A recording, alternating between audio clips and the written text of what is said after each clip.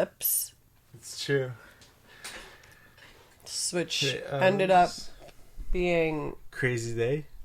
No, I'm just trying to... I'm like, we were so paranoid, but like a lot of people are still complaining about their eyes. Still? Mm-hmm. No way. Actually? Well, people who looked at it for too long. But not like in a... I think there was no conspiracy.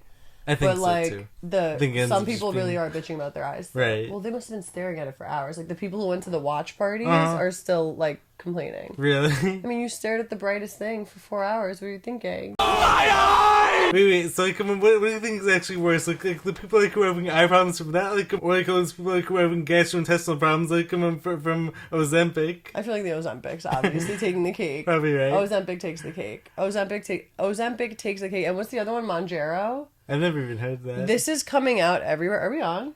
We're on. This is coming out everywhere. It's Ozempic and Mounjaro. And one of my good friends, you actually met her. She was here when we were doing Jessie? Yes. Her mom is a doctor. She owns a clinic where she does like IV, like B12, drips whatever. And stuff? Yeah. Uh-huh. And she actually is now offering Ozempic and Mounjaro shots. Really? You could just walk shots in. Yeah, it's like an injection. And you can just walk in and like pay for it and get it, which is crazy because that's like, it's a literal serious stuff narcotic. Right. Like it's not a non-narcotic. Let's just start there. Is it actually like it come on, like there's no way it's not not actually like a narcotic though, right? They're gonna have to make, I mean, they're probably making so much money off of it that they're like calling it just, a dietary supplement.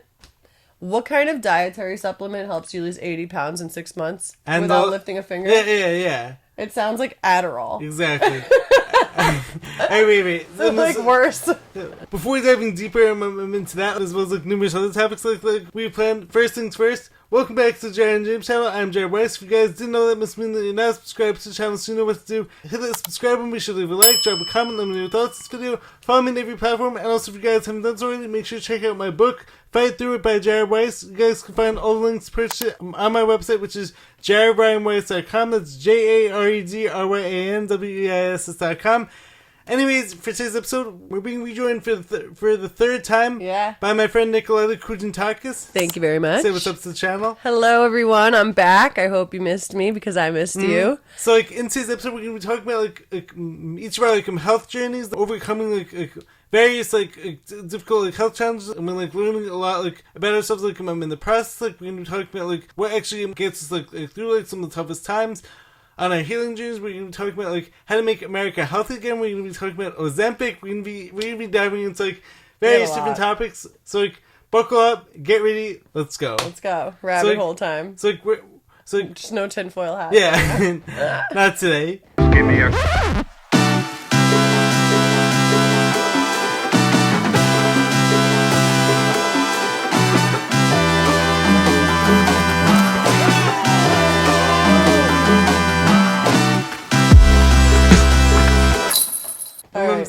Where should we start? Should we start with like... Totally up to you. I want you know how these like you're better at this. Let's start with like that's why I always have anxiety when I come. Like I don't know what to say until you ask, and then I'm like, okay. Yeah. Well, like, I feel like we should put your book. Oh no, the sign's in the middle. We should put the book in the middle. I was gonna say two of them, but then like whatever. Block the it's sign. up to you. One of these days, like the whole channel's gonna be like filled with like various like, different objects, like a bunch of merch. Like a basketball over here, like it's giving jersey over the time I bought followers. Right. Yeah. You're just gonna plant your shit everywhere. Like it's just gonna be like advertisement over here, like I should go around, merch over here. Go around and just like have people pretend they're reading the book and take their picture. That's actually a great idea. You should do that. I'm actually I'm totally fine with that. Right? You want to do that? I'm like, can you do me a favor? Just pretend you're reading this book. Yeah. It's a good idea, though. Alright, so let's start with like some of our like, health topics. Like, so like as many of you guys know. And also, like, if you guys want, like, deeper details, you guys check it out in my book, but, like, just, like, refreshing you guys, as well as, like, update, like some of my newer listeners, like, so, like, in 2014, like, I went through, like, a whole life-threatening illness, like 3 weeks into my first year of college semester, I got, like, horribly sick, like, I was placed, like, on a ventilator and a feeding tube, but I was also, like, placed into a medically induced coma. What did they say you were sick with? So like, the interesting thing is, like, no one ever actually gave me, like, any official, like, diagnosis. Like, the interesting thing was, like, the closest diagnosis, like, anyone ever gave to me, like, was actually one of my neurologists like actually said like the closest thing like, to it like it was actually Guillain-Barré syndrome, and like interestingly enough, like a lot of people like who got like the HPV like shot like like a lot of people like, who got like actually ended up like getting Guillain-Barré syndrome. Like coincidence? I think not. So like obviously having said like I also had like various like other symptoms like my was also like placed on like 21 different like antibiotics at one point, which is absolutely nuts. And then like I was in like 4 different hospitals over a span of 6 weeks. Like I almost lost my life. So like obviously crazy story. I mean like ever since then like I've been like on like my healing journey, and then like a few years ago like I discovered like holistic health, like and like detoxing the body, detoxing the mind, like ever since like going on this journey like so like even though like, I'm still not like all better yet, like I'm definitely proving every doctor wrong, like I'm definitely consider myself to be like a walking anomaly. You're basically superhuman. Yeah, for sure. Exactly. I feel the same way. Right, yeah. So like based on that, like, it's definitely so interesting like, to see like what like our bodies like are capable of handling. Like the interesting thing is like we don't actually learn that like without being tested. Like so like being tested having like your back like up against the wall. Like basically like arriving in this place like where like it's either get better or die trying. It's like you need to be put into survival mode to pull the champion out in you. Exactly. And like pull the warrior out in you, because you don't have a choice anymore. Yeah. All like ordinary people like out there. Like, the reason why like ordinary people like able to live like mediocre lives and like to always just be like getting by like, is because like those people like are never going to be tested. Like like interestingly enough, like I actually feel like God and like the universe actually gives us like the challenge like as a way of like revealing like my true potential. I want to get off the strongest soldiers list, God, for 2025. Take me off. Thank you. I'm good. I learned enough lessons. I don't need anything else. I'm smart enough. Thanks. Please continue. Yeah. Take me off that list right now. Yeah. So it's like it's definitely so true. Like what's like the famous quote? God gives the strongest, his hardest battles to the strongest soldiers. Strongest soldiers. Yeah. I don't want to be your soldier anymore. I learned enough. It's like life lesson after. I mean, how smart do you want me to get? Come on, bro. It's funny. Alright, well, like, anyways, like, do you want to, like, start by, like, explaining your whole, like, health issues, and then, like, so, yeah, like, if you want to get into, like, some, like, the mindset stuff, and, like some, mindset, like, or, like, what happened, like, what happened so, like, first, like, how it happened. Start with, like, what actually happened. Alright, so, growing up, I always had like extreme pain in my abdomen, always. Hence why core is my favorite thing to work out. I think it's the most important for me specifically. It can actually reduce adhesions, even though doctors will tell you it can't. It can. I've seen it on an MRI. What do you mean by that? So what happens is, so I was diagnosed at 22, finally, after I'd been to the hospital a bunch of times for abdominal pain. And they were very neglectful back then. They didn't know much about endometriosis. I'm stage 4. They didn't know about PCOS. They definitely didn't know what BCL6 was, which is the lymphoma gene. I'll get into that. Mm-hmm. And so at the time, at 22, what had happened was I was having all these pains, going to the hospital all the time, and I went in on emergency, and my doctor said to me, my gynecologist said, "Have you ever heard of endometriosis?" And I was like, "No, I don't know what that is." And he goes, and at the time, the only way, I think it still is like that, to get diagnosed, you have to do a laparoscopic excision. They have to cut all the adhesions out, and then they have to send some of it to pathology. Sounds painful. Like, that was, at least you're asleep for that one. The painful stuff came later. Uh-huh. But, and I'm tough, so I took it. Yeah. But, like, I literally got up and walked out of surgery. I ate a cheeseburger. They were like, "Eat Jell-O." I was like, "Give me the cheeseburger." Like, housed it. I didn't even care. I was like, "I'm fine. I've been fine my whole life. I've been dealing with this I've been dealing with this my whole life."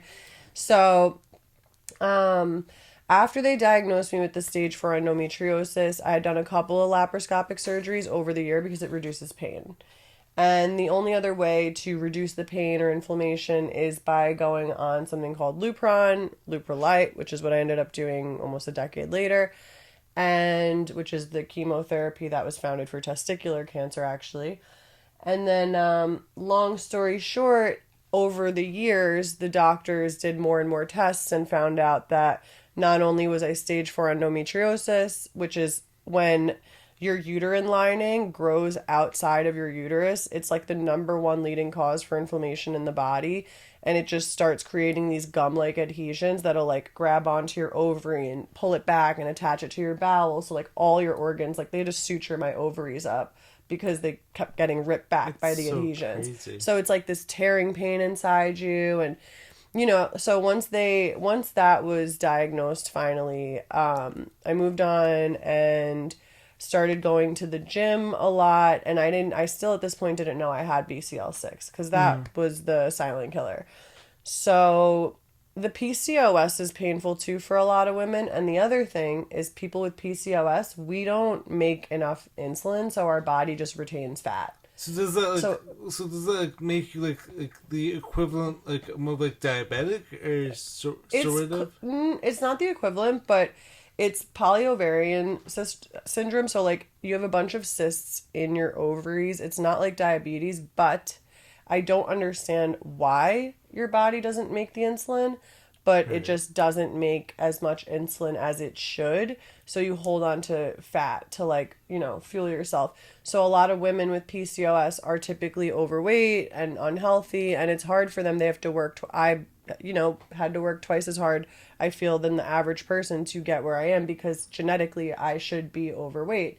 So I'm what they call a lean PCOS. Outlier, basically. It's like a 1%. It's like a lean PCOS. It's like a 1% thing because people are typically very unhealthy when they have that. Then I went in and I did something called receptiva testing, which is essentially they will mimic the hormones of a pregnancy. So they'll put you through, I think I told you about this, they'll put you through estrogen, progesterone, all the things, and see how your body reacts. And when they did the biopsy, mind you, I had hysteroscopies while I was awake, biopsies while I was awake, all up. Oh my God.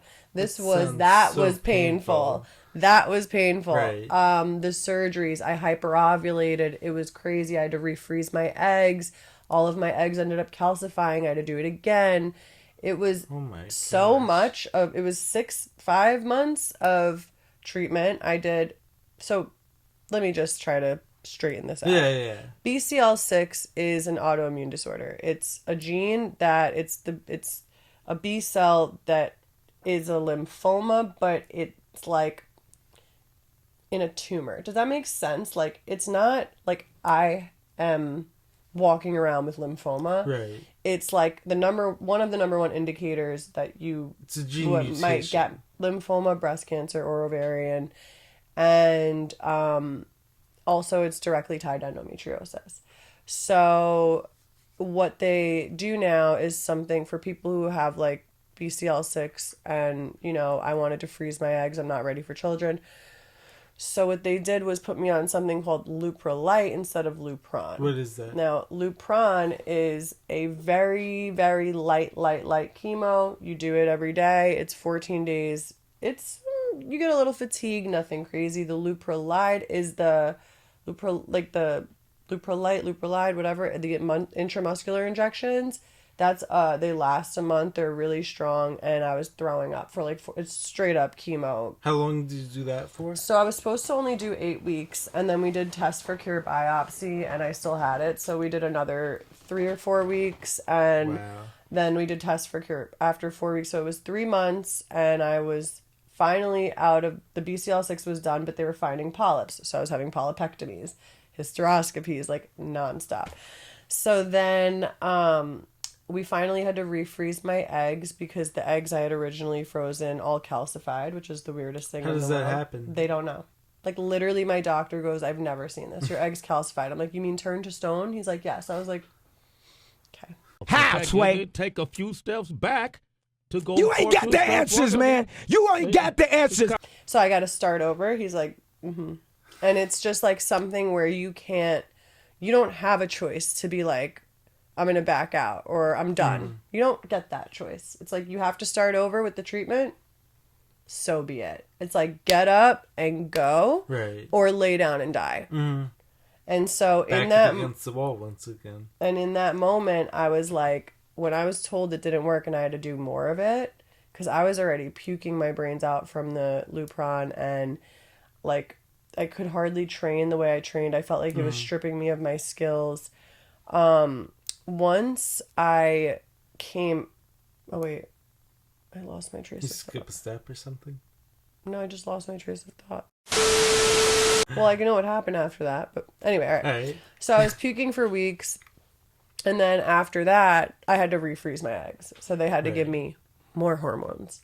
So then, and mind you, the Lupron is also a hormone blocker as well. So how does that work? I will explain that a after. hormone blocker, then like Well, they want that. So the reason they want the hormone blocker is because they want to turn off my hormones so that I do not produce more BCL6 or endometriosis. But like also give you hormones, like so they're giving me. This way you can also freeze your eggs. They started giving me synthetic ones after the first 3 months. So they take 3 or however long it'll take you. You're only allowed to do it for 4 months. That's the max. So otherwise, it's like too much treatment. You'll start losing teeth, bone density, things like that, hair, like a lot of things. So, and you know, it's tough because it's hard. You can't really go to the gym. You're tired, you're fatigued, you're throwing up. And I was getting up and going to the gym, whether I went in there and did leg lifts even, or just a push-up, one push-up. I didn't care. Had to like I just had mind over matter, get through it. I could have been throwing up that morning, all morning, and I knew I was going to the gym to work through it. There was no way I'm going to lay down and die. No shot. Not me, not never. In the same way. So like, I actually have like 2 questions based on that. Like, so like, first of all, did you ever like look into like any other like holistic like or more natural treatments? What did those like consist of? So like. Start there, I guess. Okay, so you can holistically do a lot for PCOS and endometriosis, and exercise and diet is the biggest thing you can do. Endometriosis is essentially just like a super inflammation. That's why all the pain, that's why all the adhesions come. So eating salty foods, you know, like all the things that you shouldn't make people gain weight, basically. Right. You need to kind of steer clear because otherwise you'll have a flare up, which can last weeks, months, and it's very painful.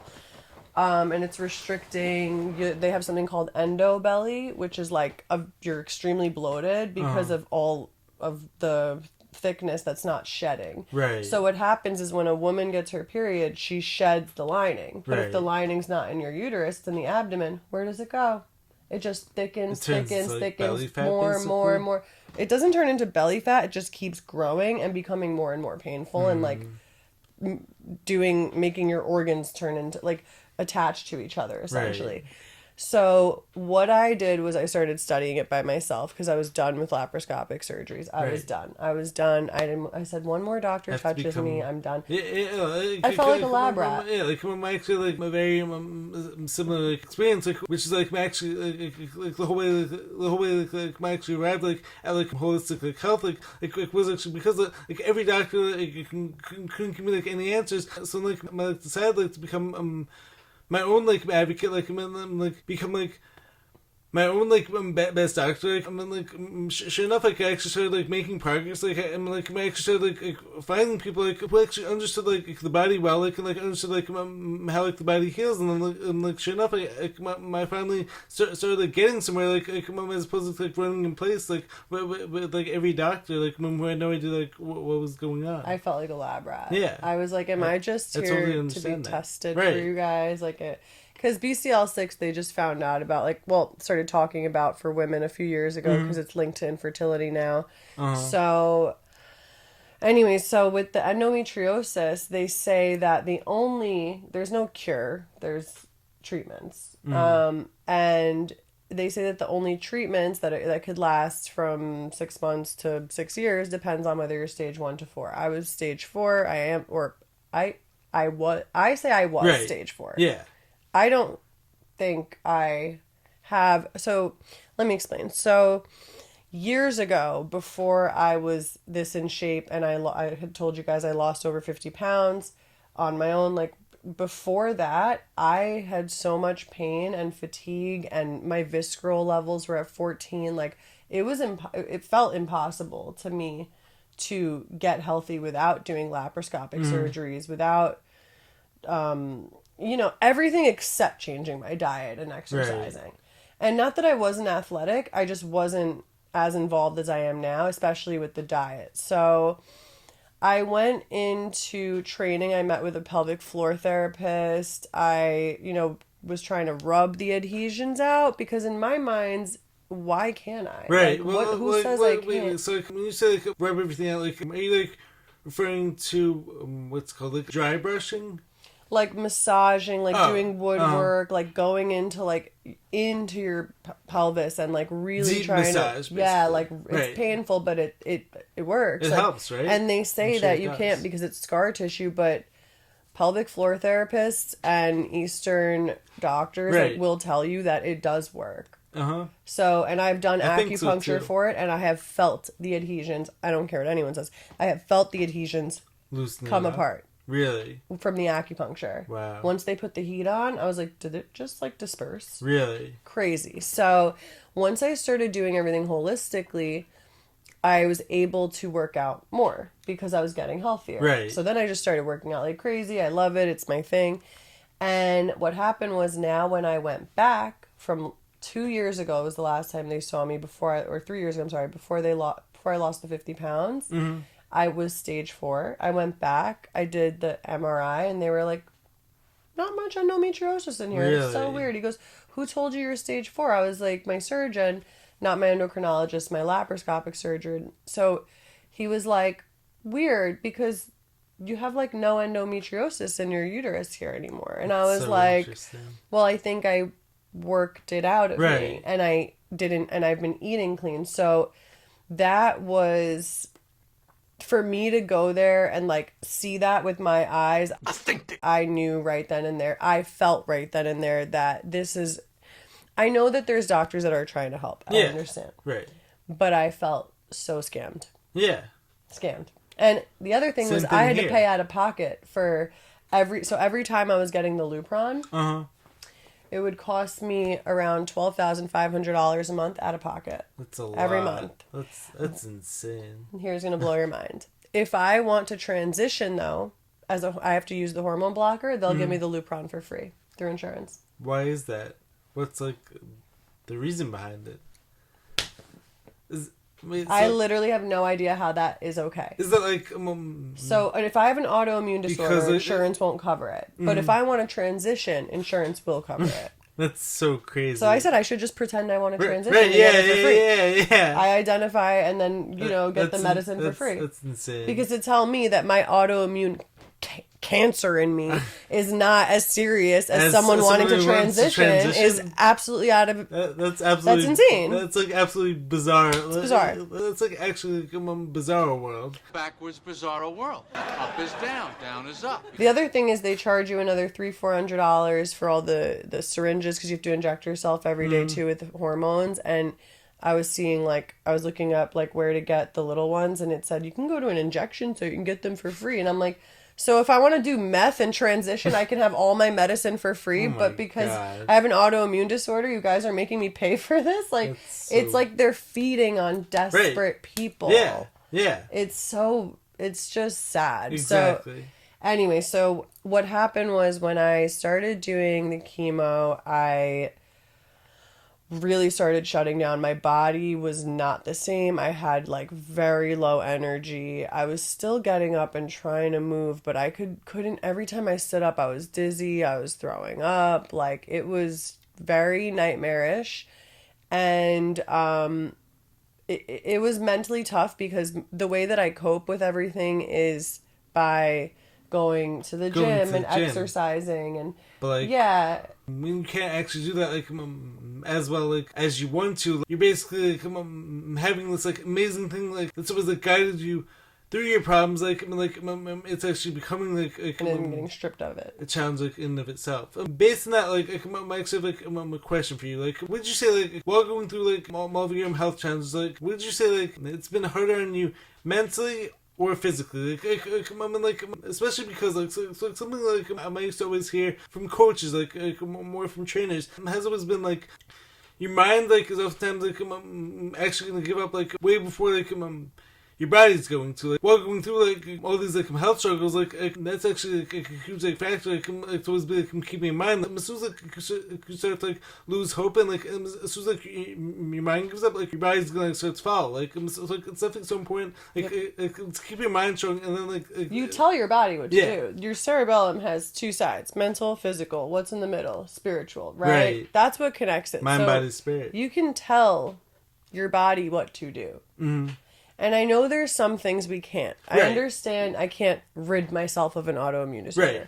However, I can tell my body, you're going to get up and take that walk. Yes. Whether you think you can't, you're going to get up and do it. And I would do it. I would disassociate and just go. Mm-hmm. And maybe disassociating wasn't the healthiest, but within that time, I learned to actually become very resilient. And mentally, I leveled up a lot. Mentally, I became much stronger. I was sleeping earlier. I was meditating all the time. I actually became way more resilient, and it just turned me into this person that made me realize if I can do that, there's nothing I can't do. Exactly. Actually, I actually want to tie in like a super powerful example of this. Like, so, did you ever read like David Goggins' book "Can't Hurt Me"? Did you read that? Oh, so like he actually has like a very powerful concept. Like in the book, like talks about like he refers to it as like reaching into like the cookie jar. Like the whole concept is like based on like every time like you do something when like you're not like feeling up to it. Like every time like discipline. Yeah. So like, every time like you say it's disciplined enough like to like push through like wherever like this comfort like, your body's going to like, so come here versus like as like adding like another example like of like your own power like into the cookie jar.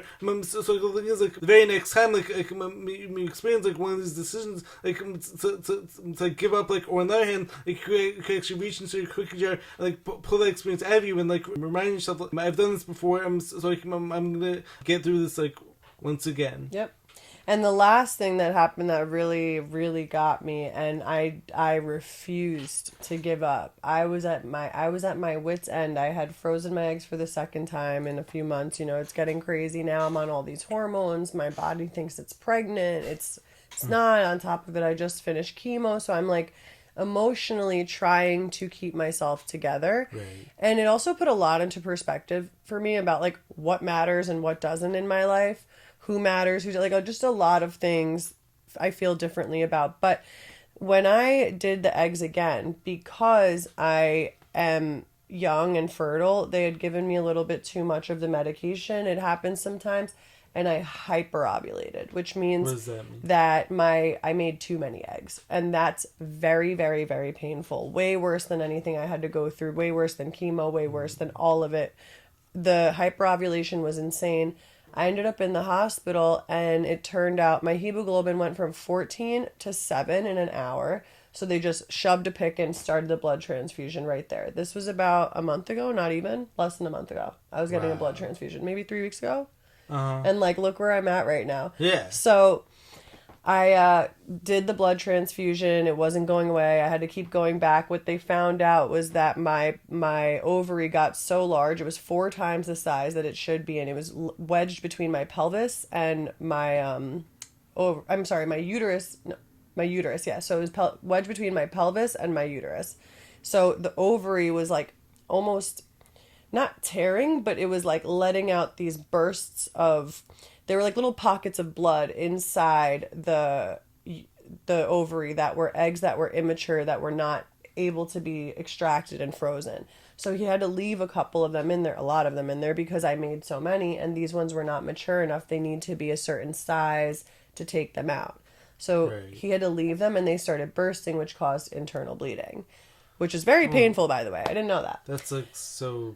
I had to have a few blood transfusions, and that was the moment where they're giving me a blood transfusion, and I was sitting there in the hospital, and I'm usually the type to call someone. I want someone in the hospital with me. I don't want to sit alone. And I was like, I'm good. You ran up to it? Like, I just was like... I just felt for once so, like mentally strong. Like you could, I was like, I got this. And then when they were done with the blood transfusion, they wanted me to stay and get a ride home, and I was like, no. I drove myself home. I was like, I'm good. That's awesome. It really changed a lot of my willpower, and I thought I had determination before. Yeah. This is something else. So same here. I think holistically what happened was after that, I was feeling like, I remember even reaching out to people that I hadn't spoken to in such a long time. I was just desperate to get, especially joint and bone treatment. My bones were cracking in places I didn't know they can crack, like my collarbones. And I was like, what? Because the chemo affects your bone density. I was at 6.3 and I went down to like 4.6 in like 1 month. I was like, what? So I'm back up to like 5.6 already though. So what happened was when I finished everything and I was done hyperovulating, within about a week or two after all of it was done, because I hyperovulated for over 10 days. It was insane. I got myself slowly back in the gym, but by day 3, I was up in my flags. I was doing things I've never done before. Really? I did a forearm stand. I could do handstands now. How did that happen? Mental. So what I did was I realized, like, I got through everything because of my mentality. Right. And I understood in that moment, like, I can do whatever I put my mind to. I know that sounds like the most cliche thing in the world. It's but true though. Like, it's so true. Once you can actually visualize yourself like doing it like in your head, like as soon as that happens, like it's done. Yeah, like it's on. It's done, like because like you can actually finally see it like as like possible. Like, well, there's some things like I couldn't do a snatch. I break my wrist, but I know what you mean. Yeah. As long as it's within your scope of strength. Right, yeah. Obviously. Also, like, going along like, these same lines, like that's just one of the reasons, like, why, like, it's so, like, powerful, like, for like, people like us, like, to not, like, give up, like, on ourselves, like especially because we never know, like who's watching us. I mean, like, who knows, like, maybe 5 years from now, like someone's gonna come back to this episode, like, and like, they're gonna say to themselves, like, Nicoleta, like, never gave up. I mean, like she's doing all these like handstands and then flags and whatnot. Like, so like therefore, like I can do it too. Like sometimes, like all it takes like is just like seeing it being done. Like it doesn't even have to be like us doing it, but like all we have to do is like see that thing like as like possible. And therefore, like our minds like can actually rearrange it like and like see it as possible. Like one example, like I'm always gonna be referring back to like is like Roger Bannister, like in the whole yes. the whole 4 minute mile. Yes. Like so like prior to him doing it, like everyone like science like experts, and like, now everyone can do it. Yeah, ever since then, like so many people like have done it. Like the thing is, like what actually changed? Like did like all these people like suddenly like get like so much faster? Like on the other hand, like yes. So the other thing that that was a big thing for me. It was 2022. So 2 years ago, I was 6 weeks post-operative, and that's abdomen, okay? And I ran the New York City Marathon, 26.2 miles. I only slept for 20 or 30 minutes that night. I was out all night. It was my birthday. The fact that I finished this, I'm telling you, it was mental. It was mental Hunger Games. It was right. It was completely and utterly mental because... What made you like actually decide to run it? Like I ran for Team Endometriosis. I ran for Team Endo because, well, first of all, one of my good friends was always running them and I wanted to join in. And I wanted to run for my foundation and raise money for them. And a girl that was in my group, we have a group like of women that it's a private group where we just kind of like ask each other questions. One of the girls died like 2 weeks before in recovery. Really? And I was like, I'm running it for her. And I got my girlfriends and they all came on my team and they finished an hour before me. I came in an hour late after them. Granted, I was 6 weeks post-op and not on sleep, but you made it though. Like, I made it. And when I got to the end, I was like, how the heck did I do this? And mind you, also, once I got to once I got to the Bronx, my AirPods were dead, my phone was dead, my watch was dead. It was just me you versus and the streets. And like me in New York. You versus the challenge, basically. Yeah, just me and the challenge. No noise, no help, no nothing.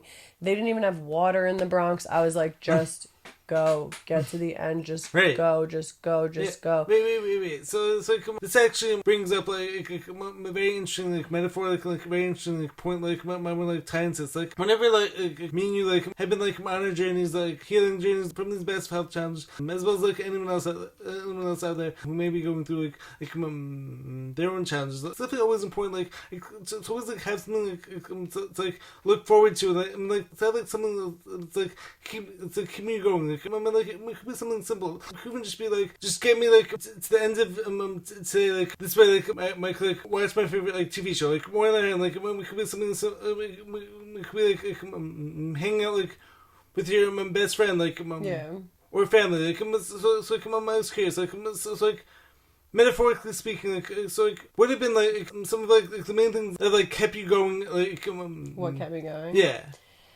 when you've been like at your worst, like so was like friends, family, like was it the gym? Like, I am fueled by life. So loving life itself.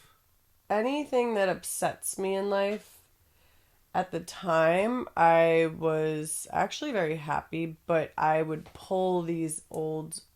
It's so therapeutic. It was like all of these thoughts were coming out while I was running. I started crying, like... And that even happens to me in yoga and stuff. It's something emotional that happens to me where, like, I almost want to... It's like I'm showing myself, okay, this happened, but I can still do this. Right. It's not changing anything. Just because this happened to me, I can still do this. I'm the same way. It was like proving a point to myself. Right. I mean, like, so that's actually basically my whole like purpose, like behind like I'm having a podcast, like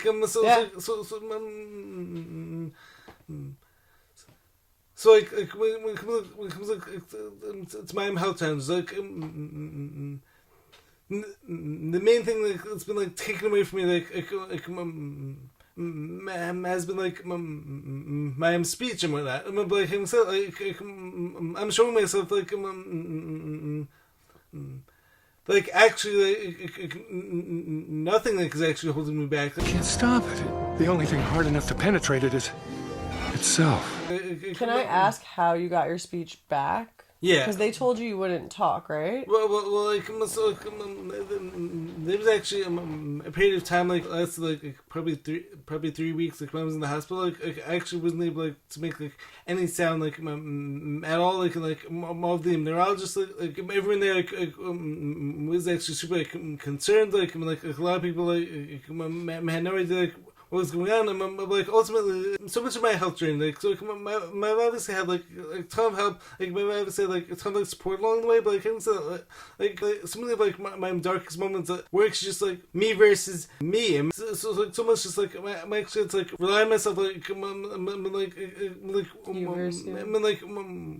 wake up like every day with like hope, with like hope and like positivity, like it's a mindset of being like, even though it's a bad day, I'm gonna make it a good one because it's my choice. Exactly. It's my choice how my day goes.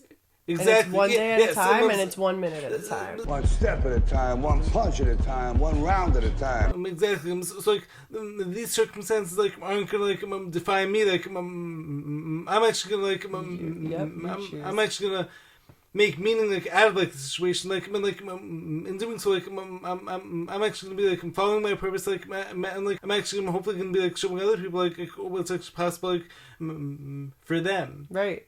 I agree with that, and that's one of my biggest things I like to say. Like, what happens to me, what's happened to me, no matter what it is in life, whether it's health or a relationship, it doesn't matter. This does not define me. What defines me is what I do every day and how I behave every day and how I respond to these things. Right. That is what defines me. Right. No one else is going to tell me. Right. I know for me, so it's like you said, it's a me versus me thing. Like, I want to prove to myself that I can do this. Mm-hmm. And like in helping other people, that's a bonus for me. Right. You know, it wasn't my goal. I'm not going to lie and say I really wanted to just help. No, I wanted to help myself.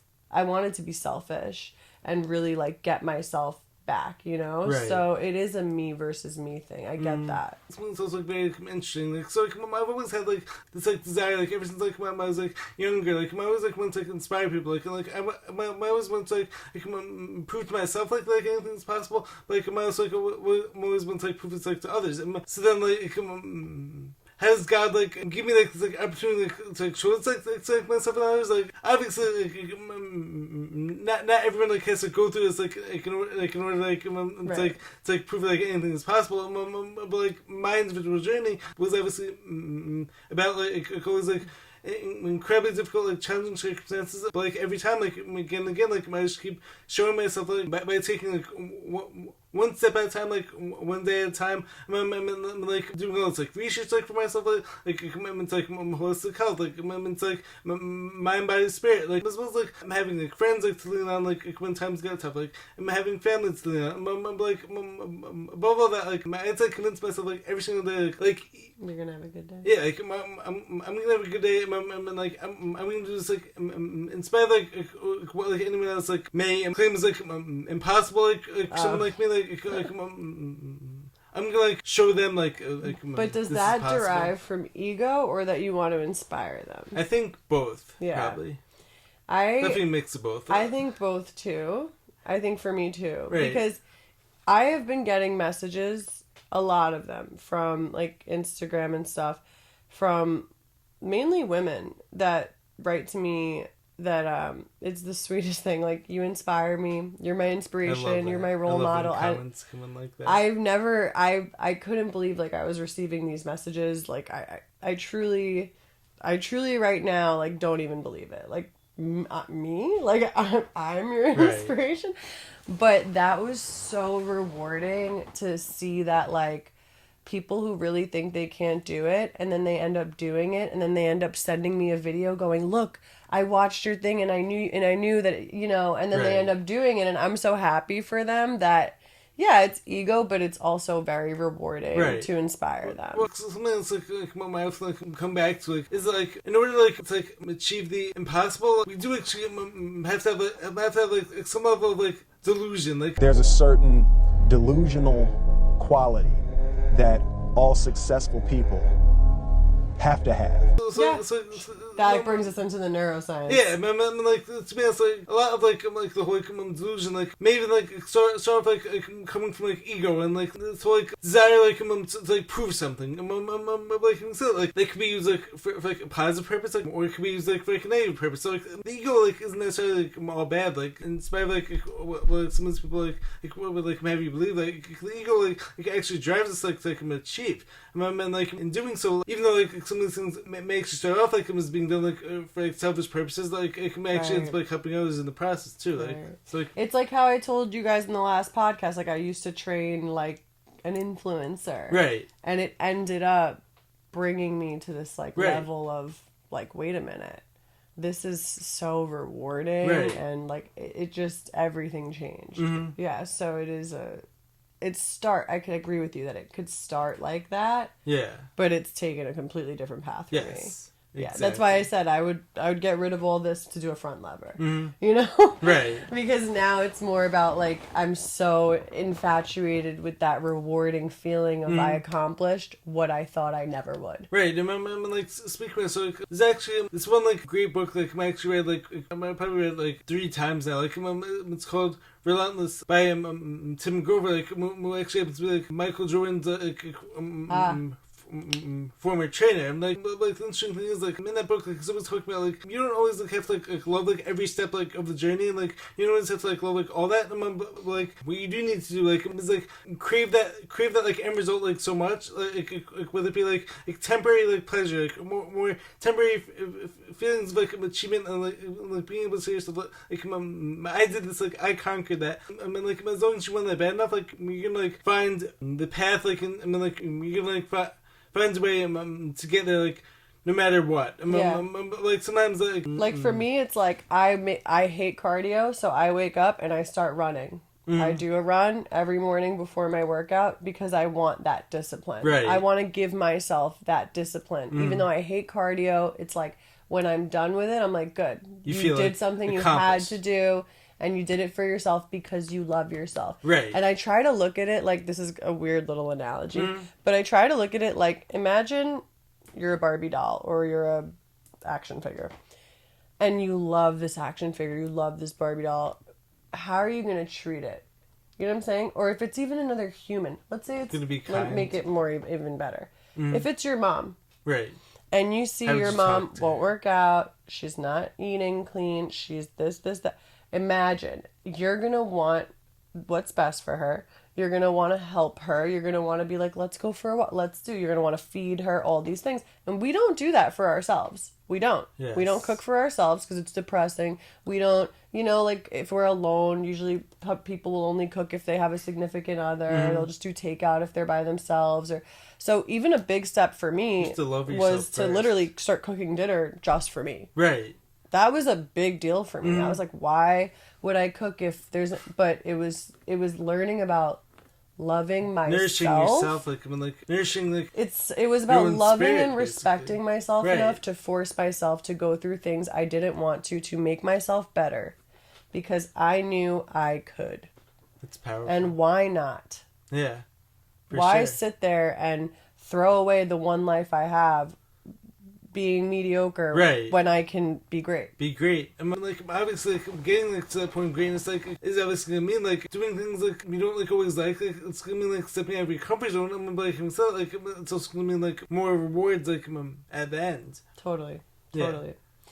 And with the neuroscience, I'm gonna get so the neuroscience is a huge role in this, and I think it takes people to really understand and really believe that, I mean, it's science, so it's not like this is a made up thing, or it's not something that we're skeptical about. It's quite literally science. Like I said about the cortisol, I'll repeat that. Let's say you're stressed out. Let's say I'm stressed out, really stressed out. Oh, I'm stressed. And I have so much cortisol running through my body. If I don't cry and release the cortisol and I'm within 6 inches of you, you're going to pick up that stress because it's actually being omitted through my energy. It's coming out, these atoms are being sent out within 6 inches of me. So if you're think about it, when you work impulses, basically, right? Think about it when you're with someone all day who's very depressed, right? You're gonna be in a down mood. Yeah, you're gonna pick up on that. And then when you're with someone who's high energy, you start, let's go. Frequencies. 100%. It's all about frequencies. So it actually literally comes out of our pores. Okay, we give off all of the hormones. We can give off vasopressin, we can give off serotonin, we can give off dopamine, we can give off cortisol, any of those things. And it doesn't have to be 6 inches. You could be right here and I can give it to you, but it's just a matter of how far you can project it. Right. And if you read about metaphysical analysis, you'll see that your cerebellum, where your mind is connected to your brain, you can actually do these things by telling yourself and understanding and truly understanding you have that power scientifically. Affirmations, basically. But it's science. It's like affirmations. You could start with affirmations, start with meditations, start with manifesting, start with a vision board, but to really see these things happening. I don't like to manifest in a way where I say, this is going to come to my life. I like to manifest in a way where I say, I already have this. Because what am I manifesting? That I'm gonna get it. I'm gonna get it. I'm gonna get it. No, I want to manifest. I already have it. So it's basically the difference between feeling it versus only seeing it. So for instance, I couldn't do a handstand, which is the weirdest thing because I'm upper body very strong. My core is strong. I have all the muscles I need to do a handstand. Right. I couldn't do a handstand for about a year, and honestly, I wasn't trying much. I was discouraged because I just couldn't do it. I got super into metaphysical analysis, and I got super into the metaphysical analysis, and I started to believe once this, I want to say 6 months ago, is January, is when I really started to understand that what I am picturing myself doing is actually coming true. I couldn't do a forearm stand. I couldn't do the single arm elbow lever. I couldn't. All of these new skill sets are quite literally because I believe I can. I believe so hard. I convinced myself I can do it, has and then to I come just, true. I did it. It has to happen. There's certain things, like I said, that I can't do. Like, for instance, I can't do a front lever because I don't have the triceps for it. But if I get the triceps, I'm doing that front lever. Right. Well, so a lot of this comes down to putting yourself at the frequency of the person who's able to do that, and then every day you actually bring yourself closer and closer to that person, and then ultimately your body and your mind actually have to enter that state. Yep. It's like yes.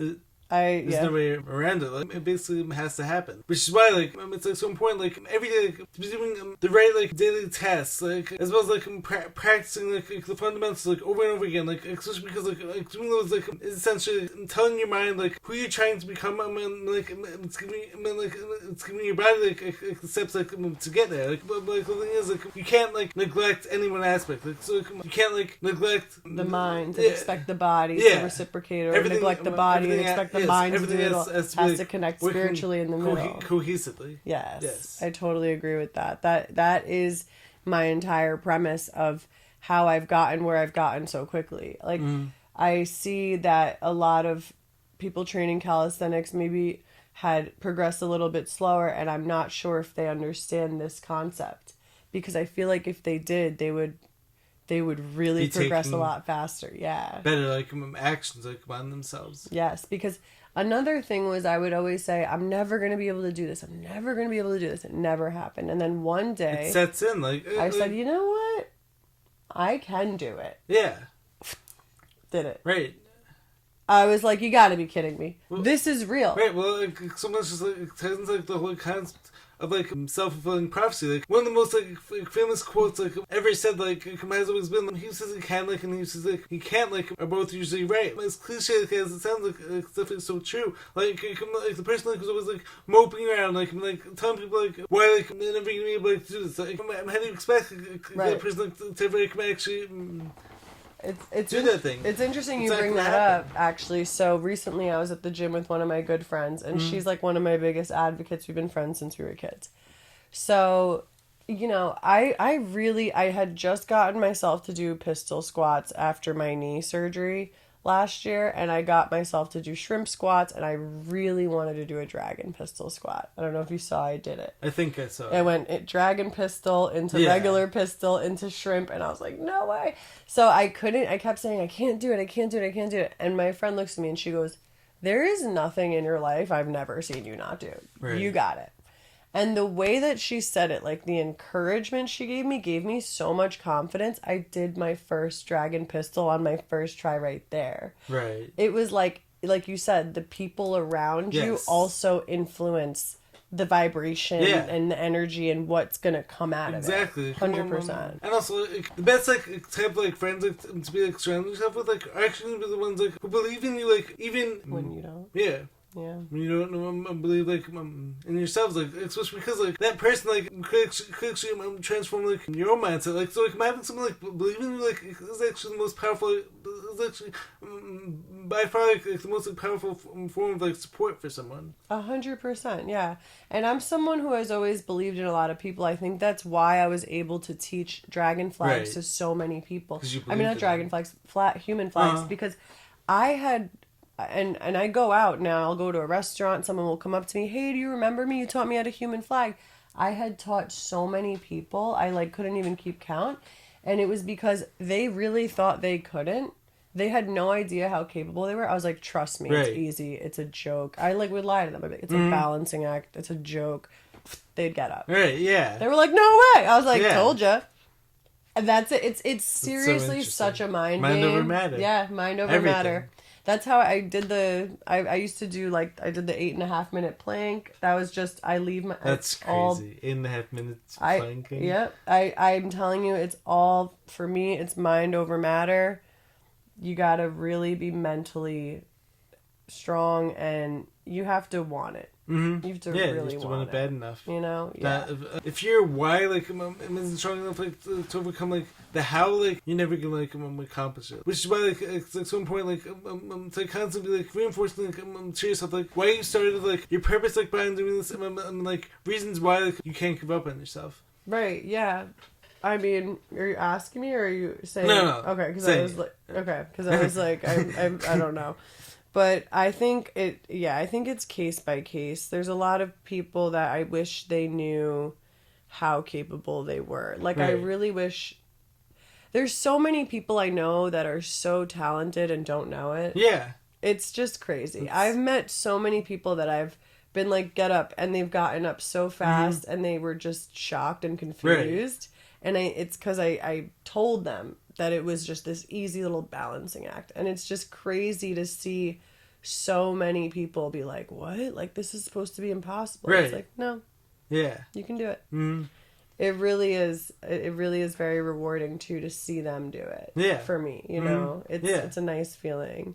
For sure. So like, next topic I want to get into, like, so like, obviously, recently, like, one of the biggest, like, new political slogans that's been, like, out there, like, has been, like, about, like, making America healthy again. Like, so, like, my question to you is, like, if you were put in charge of, like, making America healthy again, like, where would you start? Okay. So, first of all, let's just ban supermarkets right there.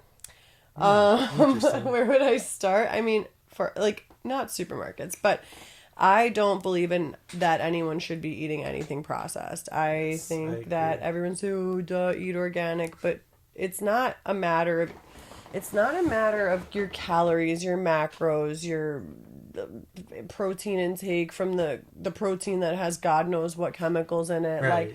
Like, get your sources of food from real food. So for me, it's not less food, it's actually more food, but way less ingredients. Of the right sources. Right. So for instance, I have my own backyard chickens, right? And the reason being is that when I eat eggs, I don't want steroids in my eggs, vaccinations, hormones, antibiotics, all the things they're giving the chickens. I don't want that. I only eat cage-free farm fresh. Yes. These are sweatshop eggs. It's cruel, and I haven't eaten meat in months, but I went pescatarian. I'll talk about that. Yes, I'll talk about it. But and I've been fine. So, but you know, so it for me it was never. I used to diet like that. I used to diet, and I would say, "Oh well, I'm gonna eat this." This many calories. This chicken, this grilled chicken, and I got it at, it's chicken, it's okay, but the chicken was cooked in butter with this and this and that. You know what I'm saying? Or I would go and get like a lean cuisine meal back in the day, like in the 2000s, it's like freaking cyanide, you know? Like, so for me, the first thing I would do is the FDA would have to cut out all GMO, everything. And GMO is a fake word. Like, it's not even... it's a marketing ploy. Like, nothing's GMO. It's not allowed to be, at least. Yeah. So when they're like non-GMO is a complete marketing ploy. Yeah. So it's like, for me, it's like just... It shouldn't be like GMO like in the first place. No, that's not a thing. What do you mean like, genetically modified? What? Like, I can't. So for me, it was... So like step one, as part of Nicoleta's like Make America Healthy plan, would be cutting down ingredients. Cut all the ingredients out unless you understand what they are. If you read the back and it says one word that you don't know what it means, do not eat that. Yeah. Don't eat it. I'm with you on that. You know? I don't want it. I don't want it. I don't know what that is. I don't know why it says gum. Right. I don't know why it says Red 40. And I got gushers. Yellow 5. Yellow 6. The other day I got... Green 100. The other day I was a little bad. Sometimes I indulge, okay? I got gushers. Nothing wrong with doing a little here and there. A little indulgence. A little reward. Yeah. It was... I never do. It's like, it makes me feel physically ill. Right. And now that I've been eating this way, like very clean for years, anytime I eat something bad, my body just... I don't feel good, but rejects it basically. Yeah. Right. So, and it was just, I didn't feel good the next day. My tummy felt like there was something in it. It was so weird. Right. And I got gushers, and I'm eating them. Like, oh, these are so good. They're addicting. So I read the back. They probably are like. There's gum. Deliberately gum addicting. in it. Like, then it was like phosphorate, whatever, and then it literally said Red 40, Yellow 6, which is like the worst. Then it says natural and artificial flavors. And to be clear, natural flavors is not a thing. That means artificial flavors. Yeah. So this is all marketing plays. And I'm like, I can't believe, what did I just put in my body? Mm-hmm. What chemicals? Right. Those were all chemicals. There was no real food in those gushers. None of it was real. It was just straight up like something that was... Science experiment, basically. And right? Addiction, apparently, because of maybe all the sugar, who knows. Scientific But addiction experiment. Yeah, so my way to start would be, number one, cutting down the ingredients completely. Like, I think that you should only eat things that you know what's in them for sure. You understand the ingredients. You know what they mean. They're not chemicals. They were not made. They're not man-made. In the factory or something. No. Yeah. And I would try to, get my meat. If you eat meat or eggs or any of fish, I would try to get it from someone local, like a butcher or like a farmer's market or a clammer if you want, whatever. Right. I would not recommend going to Stop and Shop to pick up your chicken. I wouldn't. Yeah. You don't want to know what's in it. Yeah. And if you do, Google it, and I promise you'll be a pescatarian soon too. Seriously. Right. So that would be number one. And then I think number two is just start, because I like to tell people to start slow. I'm not going to say start flagging. Right. But I'm going to say start walking. Movement. Start walking. Yeah. Just movement is medicine. Move a little bit. Just anything. Just start stretching, yoga, whatever it may be. Get yourself moving. Your body has to have those endorphins. It needs to be healthy. Your muscles need it also. Your joints. Yeah, you need to stretch. You need to lubricate your joints. Like, for instance, my dad called me yesterday going, I tore my knee. What do I do? And I go, you got to go, get the surgery. I had both my knees, my meniscuses were both removed. So my father's like, what do I do? What do I do? And I was like, Dad, listen to me. Because they told me 3 weeks of recovery. You have to start moving. I went on day 2. I went into the pool, aquatherapy. I was walking in 8 days like nothing happened. Yeah, like as opposed to it's a person like lies in bed like for 3 weeks on painkillers. Yeah. It's like how much longer does it probably take that person like to recover? Or chances are like that person like may actually never recover fully. Like as opposed to the person like who actually started moving like right after and like actually gave the body what it actually needs. I think another way that to make America healthy is to really start to for everyone to start to pay attention to their body and start to really understand what is making them feel how. Get in tune with it. Get in tune with your body. It's so powerful. Well, I don't argue with the body, Jerry. That's an argument you can't win. Sit down for even 10 minutes at night before bed and try to close your eyes or in the morning and try to get inside and understand what you're physically feeling, not just mentally, physically as well, and address that. Yeah. And where is it coming from? How can I get rid of it? Because if you're put it in the most extreme sense, if you're projectile vomiting, you're not going out to have a good time, right? Yeah. But your body whispers before it yells. Exactly. So well said. You can feel, so true. you can feel fatigued, but where is it coming from? Right. And how can I stop it before it crashes? Right. So is this coming from my food choice? Is this coming because am I having my body in the past 7 months? You're not paying attention to yourself. Yeah. That could be. I mean, there's so many factors. So to add on to this, how would you go about reducing people's stress levels, especially because stress, whether physically or mentally, is ultimately the driving factor, but behind so many people's poor decision making when it actually comes to their health. How would you recommend people actually go about reducing their stress levels? So my most genuine belief to reduce stress levels besides physical activity, because physical activity is obviously my number one, is to cry. Moving. When you cry, you actually release cortisol. Actually, you release stress. And I think the best way is to sit down, face your problems head on, deal with it no matter how much it hurts, keep going, cry every day, all night, kick, scream, I don't care, don't give up. And eventually you'll start to find yourself not having a breakdown, having a breakthrough. I love that. I'm telling you that what I went through changed my perspective. I told you, everything is different to me now. Right. It wasn't a breakdown. This was a breakthrough.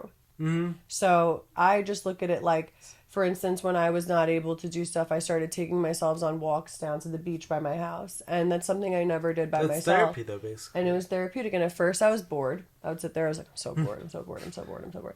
But then I started to go down there and meditate down there and really get in touch with my body. And I'd be like, oh, wow, your body misses running. Your body misses this or eating that. Or, you know, you're craving protein or whatever it was. And I started to understand more.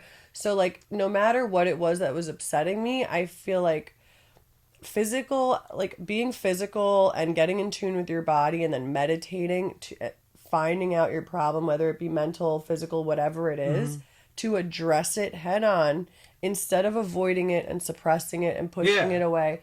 Try to hold on to it.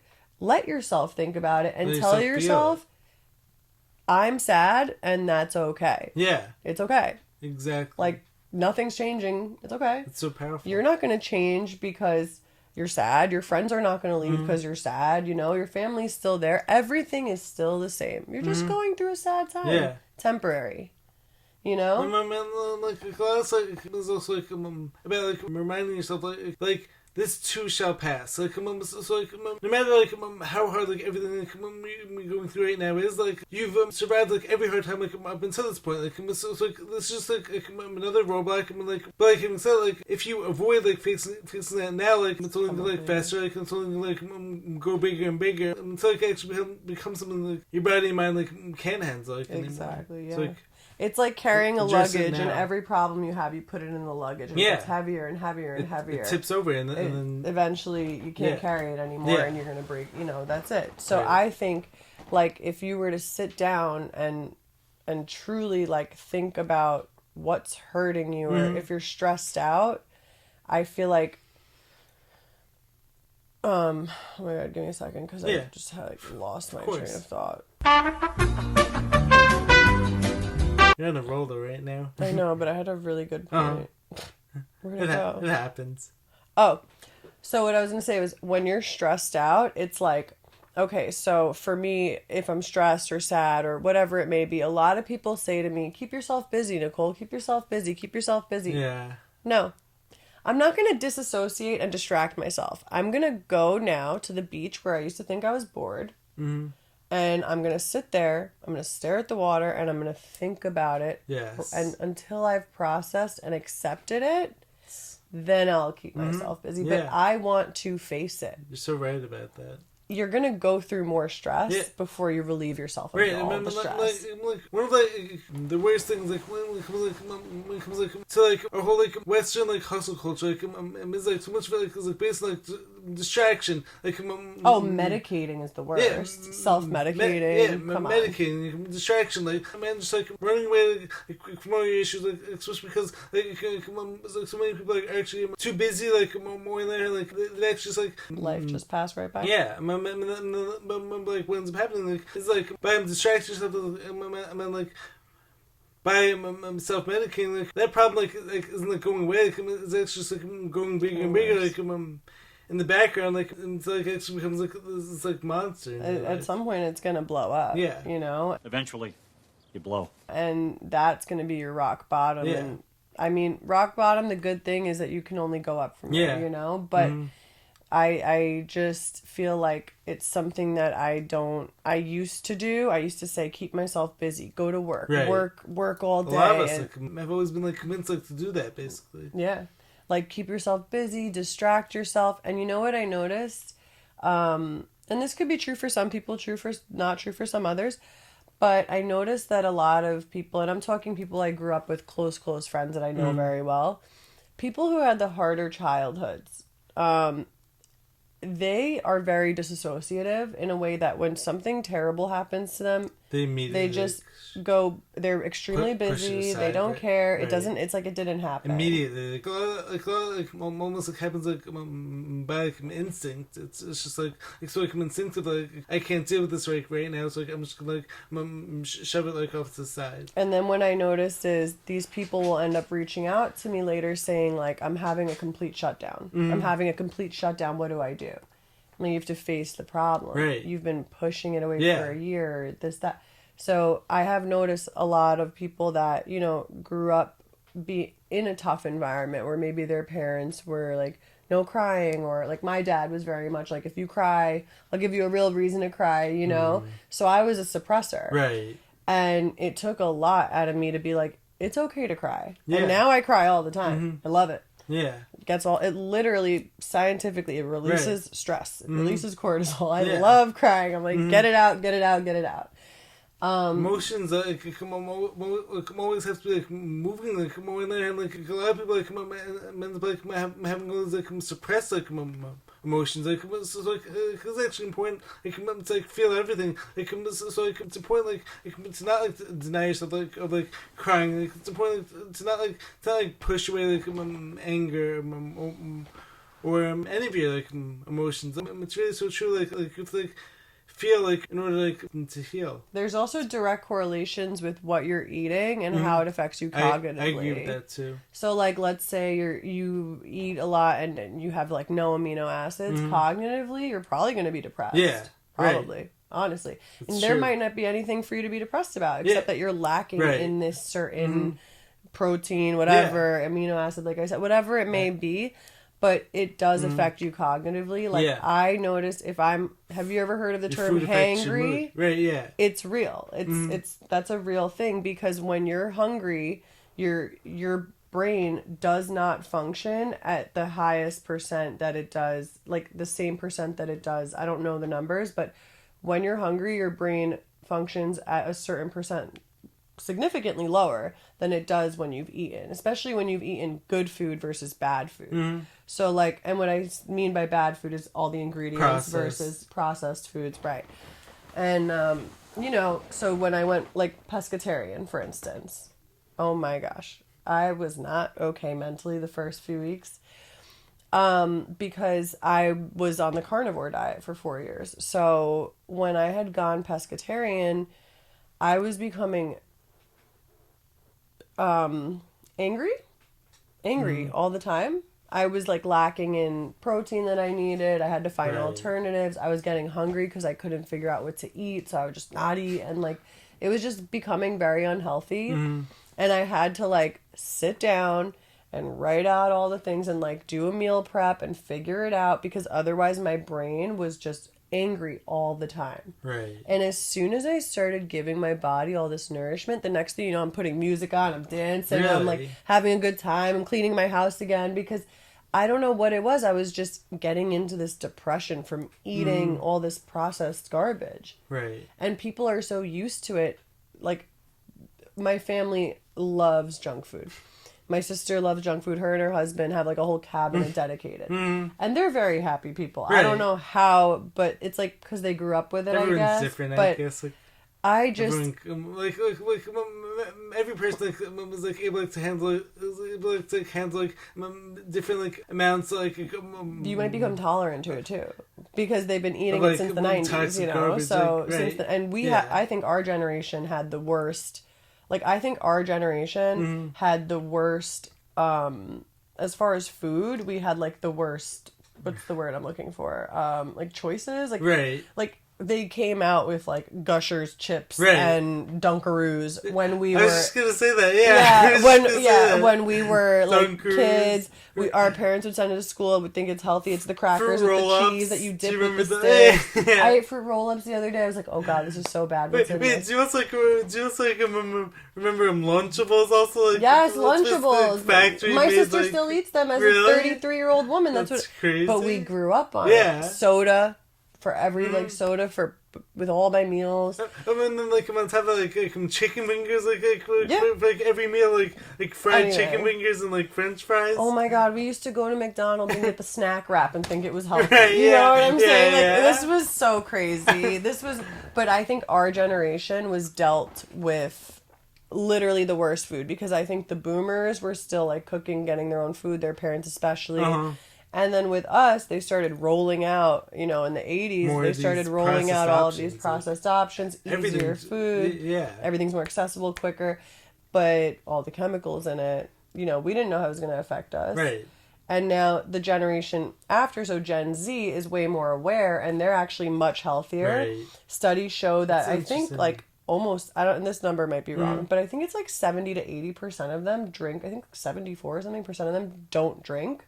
Right. Compared to our generation, Interesting. millennials. They don't smoke. They Right. drink water. They don't like. They just More are aware so much of more everything. self-aware Right. and aware of what's in That's their body. so interesting. Yeah, and never I thought think about it's that. because as millennials, we grew up so unhealthy. We want our children to not have that. Right. So we're like forcing. That's why right now I feel like there's a thing going on where all the Granola moms is are. that what it is? Yes, and I understand it though, Right. because I don't want my kids to grow up eating the stuff I was Yeah. eating, you know? Yeah. So I get it. I get the helicopter mom thing Yeah. because I don't want my kids to grow up and be like, oh, I have this, and this, and I have endometriosis, and maybe it's from, because we don't know what some of the stuff is from, yeah. right? Like my Exactly. sister had myasthenia gravis. She was bedridden for 5 years, and they couldn't figure out how it's autoimmune, how she got it. And they said maybe from fast food. Really? Can you believe that? Maybe from fast food. That's insane. Like, what's in the fast Right. food that my sister almost They could was be, on like, her deathbed for causing 5 something years? as crazy as that. Like, She had feeding tubes, trach, Right. 5 years, literally dying. Mm-hmm. And they said, maybe she got this from fast food.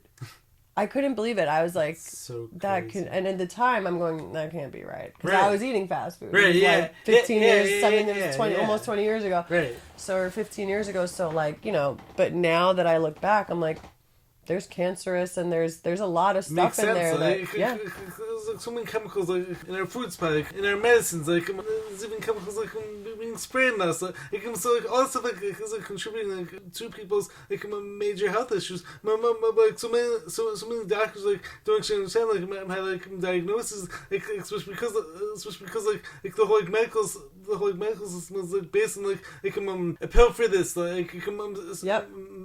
Yep. It's all big pharma. surgery like for that like yeah, They just want to make money. Yeah, to close off like this topic. Like, Oh, there is one more factor. all right. The one more factor which I wanted to, and I'm not saying don't think ahead. Everyone should plan ahead. But to reduce stress, I think one of the biggest things that we do is we project into the future a lot and worry. And the reason we're Right. worried is because we want to know what's next.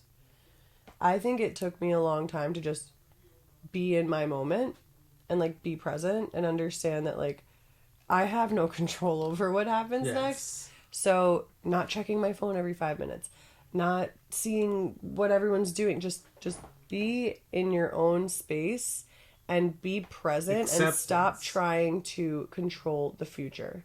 That is something that so many It's people easier do. said than done. For It sure. is. It's very hard.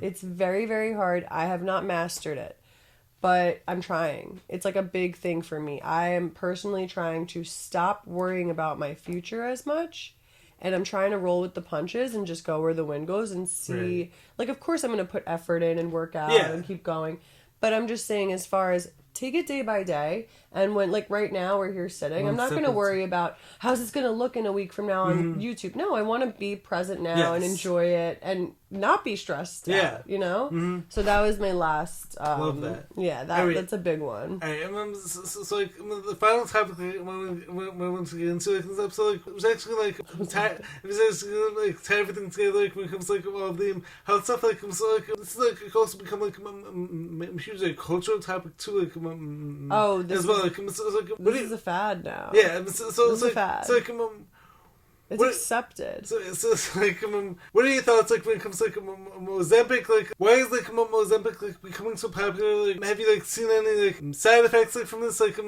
like finally, why is it like everyone like always like looking for like this like shortcut? Like, as opposed to actually putting the work in, like and like eating right, like and like exercising. I Why think is that? the people that don't want to put in the work are more concerned about their looks than their health. So I'm going to start with just saying that. If you're not going to put the work in, I think you're obviously just looking for a quick fix to the way you look. It doesn't seem like you're doing Ozempic For health reasons. benefits. Right. Yeah. Exactly. Here's my problem with Ozempic. What it does is it suppresses your appetite a lot. And it makes you go to the bathroom. It behaves like a Nauseous too, stimulant. probably, You get right? nauseous. I've heard that. like a lot of GI issues. So, but what happens ultimately is that your body's going to go into ketosis, which is when your body starts to store all the fat that you do have in order to use it for fuel. So because you haven't eaten for 8 hours or 10 hours or God knows how long, because the Ozempic has suppressed your appetite so much, left. the next time you eat, what your body's going to do is grab onto that fat, hold it on for dear life, and say, we don't know the next time she's going to eat. And then you end up actually gaining weight. Expel everything, basically. It ends up, from your body. So once you're done with your Ozempic, and let's say you're like, oh, I lost all the weight I wanted to lose, I'm good on it. Once you're done with your Ozempic, I think that you would actually end up gaining more weight than you did before you lost it, because your body is in that survival mode state of, we need to hold this. We don't know when they're going to eat again. And not only that, but then that pushes into like this person now needing to do Ozempic again.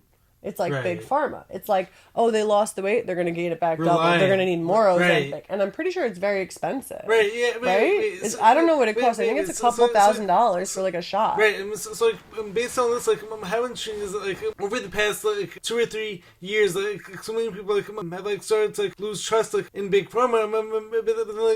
Like, all of a sudden? Like, all of a sudden, like, everyone just like, ends being tied right back in, like because, like, big pharma, like, comes out with, like a whole new weight loss drug. It's like a shortcut, like, it's like a quick fix. So, like, everyone, like, we lost trust in big pharma, like, we can't, like, all the, you know what, like, everyone, like, all it comes back in. It does. So crazy. And it's weird because it's always the people that, like, go ahead and do these things that end up with, like, I know people that have had serious gastric issues repeatedly and continue to do the Ozempic regardless.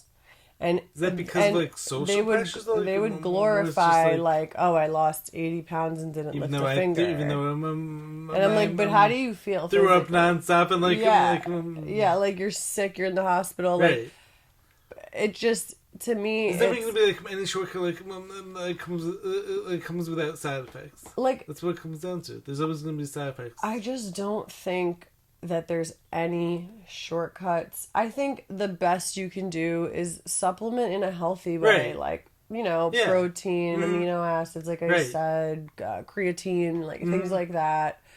You know, not like essentially I'm playing with fire at that point. Yeah, no, it's not, you are, and we don't know what's in Ozempic. Yeah. We don't know what's in the Mounjaro, and what's interesting is that my father he's diabetic, so he has Ozempic in the fridge, and he's always had it in the fridge. I never knew what it was. And I'm just trying to understand why they give, like, is it insulin? I don't understand why the diabetes, like, people who have diabetes also, like, I don't understand how it works for both of them. I don't get it either. I don't understand the correlation. But I think what's happening, if I could guess, what I think is happening is that... Battery's running out. Okay. Speed up. What I think is happening is that it's creating a lot of insulin, and then your body is burning the fat really fast because of the diabetes drug. So, I mean, I think that's what's making it work. That makes sense. I would assume. Alright, well, anyways, guys, hopefully you guys enjoyed this episode. Follow Nicoleta at Nicoleta Cougentakis. I will have her links in the description. And like, anyways, make sure to subscribe to the channel. Be sure to drop a like, leave a comment, buy the book if you haven't done so already. I will catch you guys in the next video. Stay grinding, stay hustling, stay positive. Anything else you want to say? Thank you. Perfect time. Perfect. Alright, we did good. Awesome How long? stuff.